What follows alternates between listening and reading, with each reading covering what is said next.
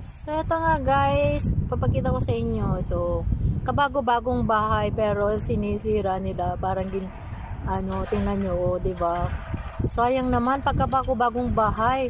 May nakabili kasing mayaman guys, kaya yan pinagigiba niya kasi mas maganda yung ilalagay niya. Grabe. Ay, sayang yung mga yung mga ceramic, yung mga niya yan, yung roof niya. Ang ganda, oh, mga yun, anong tawag doon, yung mga bricks. Sobrang tibay. Oh, 'di ba? Sayang. Binabak ko.